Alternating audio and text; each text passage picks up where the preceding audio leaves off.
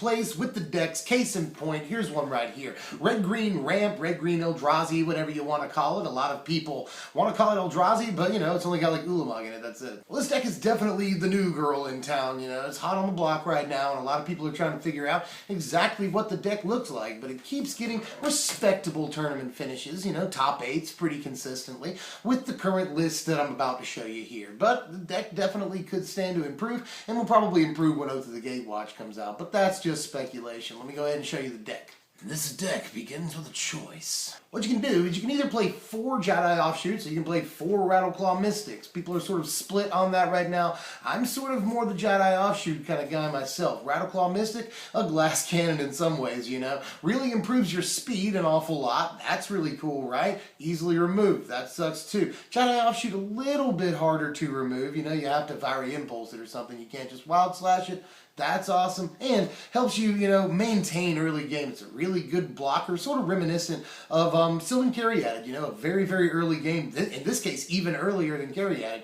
Very early game, 3 toughness blocker on the ground. That's hard for a lot of creatures to get through, you know, on the aggro side of things, and helps improve your life total while you're at it. I mean, really, really good creature. And then Rattleclaw Mystic, again, just pure speed, helps you ramp creatures into play a little bit faster. So, it's up to you.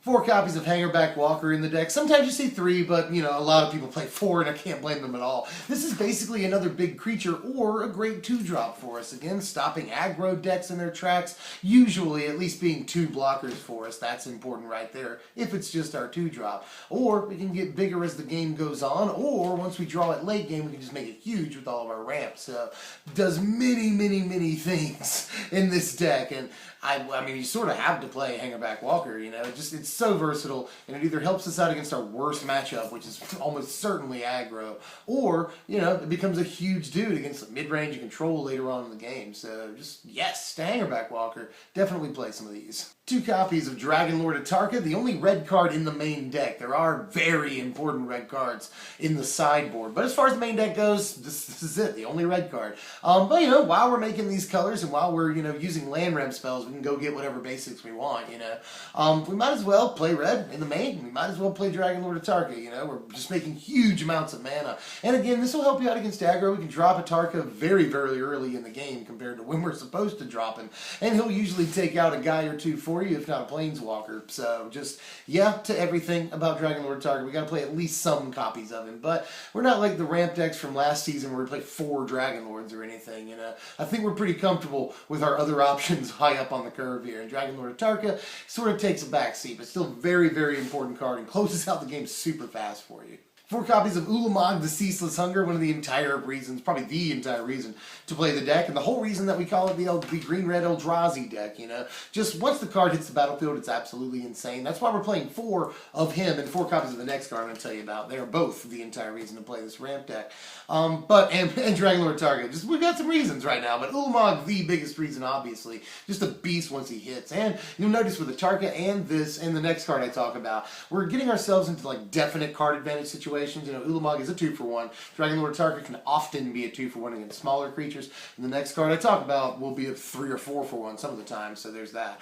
But we're trying to forego our early game plans in order to, you know, get a definite card advantage situation later on. So that's just really what the deck wants to do. And Ulamog, just once he swings a couple of times, it doesn't matter if he's chump blocked or not, he'll win the game for you. So just everything about Ulamog makes the deck worth. What's this mystery other card I keep talking about? Well, it's 4 copies of Ugin the Spirit Dragon, and yeah, most decks will play 4 copies of them. I have seen 3 a couple of times, but our worst matchup by a lot is aggro decks. They just will overrun us before we can really get anything going some of the time. But if we can drop an Ugin, then we can just blow away all of their creatures. It's basically a board wipe right there.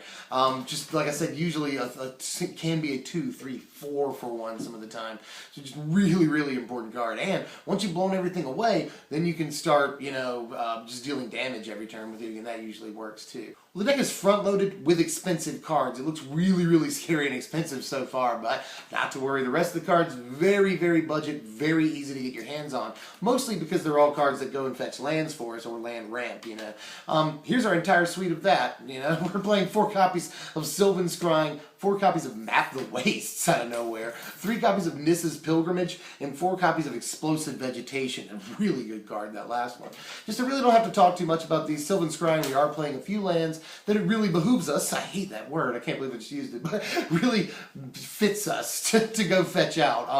I'll get to those in just a second, but Sylvan Scrying very good, especially on the second turn. We're not doing much with our second turn, so on our second turn we can ensure that we can keep this going, and once we do get a third land, that opens us up to, you know, most of our other ramp sweeps. So Explosive Vegetation is super awesomely good, sort of a 2-for-1 in of itself, if you want to look at it that way. Nissa's Pilgrimage can be really good and ensure land drops throughout the rest of the game. And Map the Waste, that bolster is actually important, not only for Jaddi Offshoot, getting him another point of toughness, which can be really important against things, you know, like Fiery Impulse, things that do 3 damage, but also for Hangarback Walker, you know, getting another counter on him is really impactful, especially when he eventually dies. So Map the Waste is a little bit better than it looks at first glance. We're playing 2 copies of Hedron Archive in this deck, just sort of another copy of Explosive Vegetation for what it's worth, you know.